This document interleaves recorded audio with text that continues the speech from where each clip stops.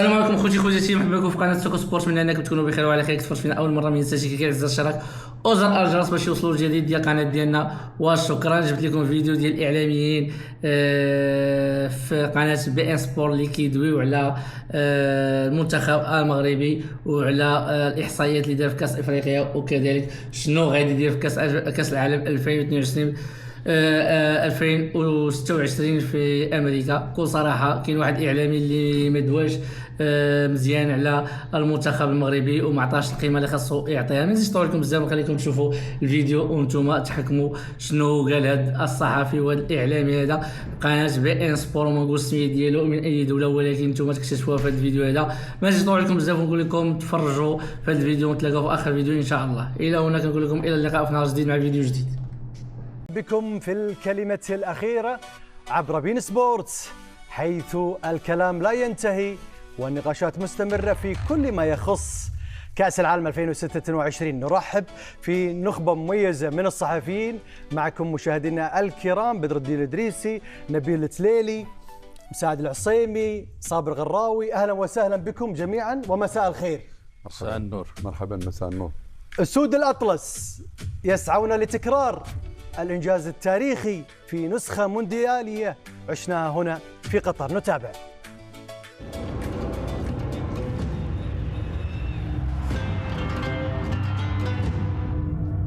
رابع العالم، لا أحد سينسى إنجاز منتخب المغرب في كأس العالم، حين كتب التاريخ وقدم واحدة من أقوى المشاركات في تاريخ المنتخبات الإفريقية.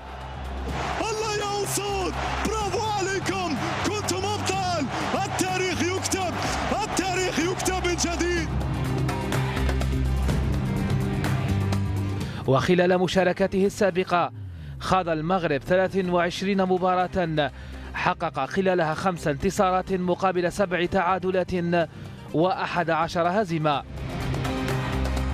الطموحات أصبحت أكبر، والجمهور المغربي يتطلع لنتائج أفضل، ويرى في منتخب بلاده قادرا على منافسة العمالقة في نسخة جديدة سيظهر فيها أسود الأطلس بقيادة محمد وهبي، الذي سيحمل عبئا ثقيلا ومسؤولية أثقل حققها وليد الركراكي وكتبها بأحرف من ذهب في مونديال قطر.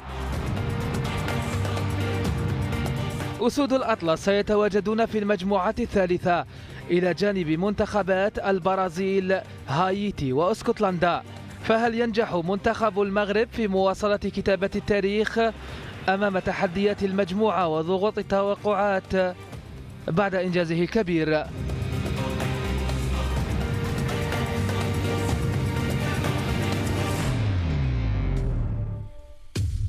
أبدأ في ما انتهى عليه هذا التقرير من سؤال مهم: هل بإمكان المغرب بدر أن يكرر إنجاز التاريخي ويتحمل ضغوطات أن يكرر هذا الإنجاز؟ صحيح أن المنتخب المغربي يدخل لهذه النسخة، نسخة مونديال 2026، وهو على أكتافه إرث ثقيل جدا ومسؤولية ثقيلة جدا، على الأقل أن يكرر الإنجاز الذي حققه هنا في قطر قبل 4 سنوات. إنجاز تاريخي بكل المقاييس، كأول منتخب عربي إفريقي يصل إلى الدور النصف النهائي، يكسر عقدة لطالما حجبت المنتخبات العربية والإفريقية على حد سواء من الوصول إلى القمم العالمية. أعتقد اليوم المنتخب المغربي في مصاف الكبار، عليه أن يدافع عن هذه المسؤولية، وأتصور أنه يملك كل المفاتيح ويملك أيضا كل الخيارات ويملك أيضا عقل تقني مدبر ممكن أن يصل بهذا المنتخب إلى أبعد مدى. صحيح أن الهدف الأول سيكون هو تجاوز الدور الأول، بعد ذلك كما يقول الفرنسيون الشهية تأتي مع الأكل، وبعد ذلك إن شاء الله دور بدور، لكن ثقتي كبيرة جدا من أن المنتخب المغربي. شعرت أن نبرة صوتك فيها يعني نوع من الارتباك أو كان الضغط يعني على بدر، لأن احنا شعور فخر فيما أنجزت المغرب. صح. لكن هل بدر يعني في مسألة تغيير المدرب وتوقيت المدرب، هل الأمر إيجابي أم سلبي أم الضغوطات عليها ضغوطات كذلك. لا بطبيعة الحال، يعني عندما تدخل إلى كأس العالم بهكذا شكل وأنت بين المرشحين، لأن الأمر يختلف تماما على النسخة الماضية. دخل المغرب كحصن أسود، اليوم يدخل المغرب وهو مرشح لحيازة اللقب. طيب نتكلم بصراحة، نتكلم بصراحة أكثر. إيه؟ المغرب في أي مركز في المجموعة تتوقع؟ المغرب سينافس على صدارة المجموعة. صدارة أوبتا ماذا قالت؟ أوبتا وضعت المغرب في المركز الثاني يا بدر. رأيك في أوبتا؟ شوف، هذه أوبتا عندها حسابات معينة، لكن لما تشوف عندها حسابات ليس استقصاد. لا أبدا.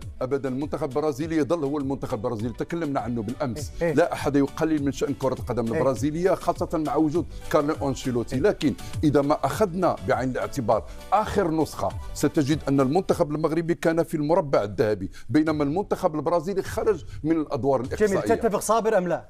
يعني لا هو طبعا كل الحسابات بتقول ان المنتخب البرازيلي الاقرب. يلا هذا مش انا، بدر صابر هو من اختار. صابر برازيلي. اوكي لا ما قاطعك صابر، تفضل صابر. نحن نتمنى بالطبع السيناريو المعاكس لاوبتا والمعاكس لكل التوقعات انه ده يحصل، ولكن حتى الان تبقى كل المؤشرات بتقول ان المنتخب البرازيلي هو الاقرب لحصد صداره المجموعه الاولى.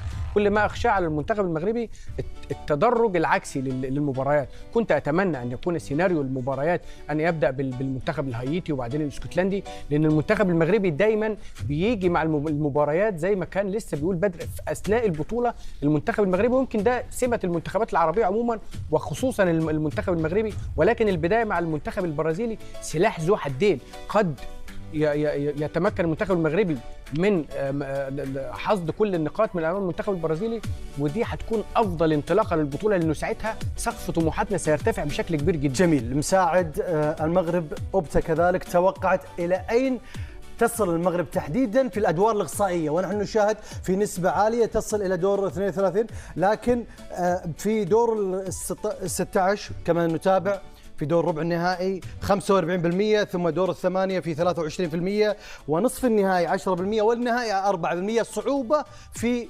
استمرار المغرب كما وضحت أوبتا. شوف، أولا لابد أن نفرق بين الأمنية والواقع. الحقيقة شوف، أنا لما أقرأ واقع المغرب خلال السنة الأخيرة دي اللي لعب فيها في أفريقيا، هو حقق بطولتها، لكن هل هو كان الفريق اللي نرى فيه انه وصل رابع العالم؟ انا اعتقد، شوف، هذه اماني. المغرب انا لن اقول انها طفره اللي وصل لها في البطوله السابقه، لكن كانت امكانيه على اعلى مستوى بالنسبه للاعبين. تخيل الان بالنسبه لمنتخب المغرب، انا اعتقد انه شوف خط الدفاع فقط الظاهرين، لكن الباقي أقل من المطلوب بالنسبة لمنتخب المغرب. هل هو نفس المنتخب 22؟ يجب أن نقرأ الوقائع بحقائق. أنا أختلف مع بدر، لأن بدر يتكلم بطريقة الأمنية، لكن واقع من المنتخبات المتطورة الآن في العالم زي هولندا وبلجيكا. بس هذا كلام خطير، إن بدر يعني أمنية وأماني. أماني مغربي، ما ألومه أنا بدر. أنا أتمنى منتخب بلدي إنه مو بياخذ بطولة العالم، إنه ياخذها كل السنوات كل البطولات.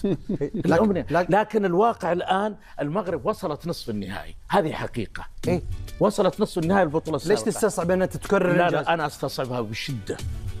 ليش؟ لأن أنا أقول لك بس حكمت على بدر أنا أقيس على أماني وعاطفة. بطولة أفريقيا السابقة المغرب حقق البطولة، لكن كيف حققها؟ هل هو المنتخب اللي يكتسح ويمشي ولا كذا، يا بالوقت الإضافي، يا بالركلات الترجيح، يا بمباراة كان حتى المنافس أفضل؟ ترى هذا اتهام. ليس اتهام. أنا هنا موجود على أساس أكون واقعي وأقول بس يفسر كلام أن بدر مو واقعي. لا بدر مو واقعي. بدر أنا في بداية كلامي يا مشاري أنا قلت فرق بين الأمنية. أنت لو سألتني عن المنتخب السعودي أنا أقول لك أتمنى أنه يصل إلى النهائي. يا مساعد، زميلي مساعد. الأمر لا يتعلق بالأماني، يتعلق بوقائع. اليوم المنتخب المغربي فرض نفسه من كبار القوم، ما في أدنى شك. لا يتعلق الأمر لا بكأس العالم لا يتعلق برصيد بشري. اليوم المنتخب المغربي تتكلم على انه يحتكم. أنا برجع لك، بس ما قاطعك. المنتخب المغربي اليوم يحتكم اولا على عناصر جيده جدا. فيه 10 لاعبين حضروا في كأس العالم 2022، في ايضا 10 لاعبين يعتبرون من كبار اللاعبين على مستوى مراكزهم، في ايضا مدرب لا يمكن ان ننسى استطاع ان انه يفوز بكاس العالم للشباب ويتغلب على منتخبات المستقبل في في البرازيل وايضا في انت تشوفها ايجابيه والبعض قد يشوفها ان الوقت يفصل نبيل.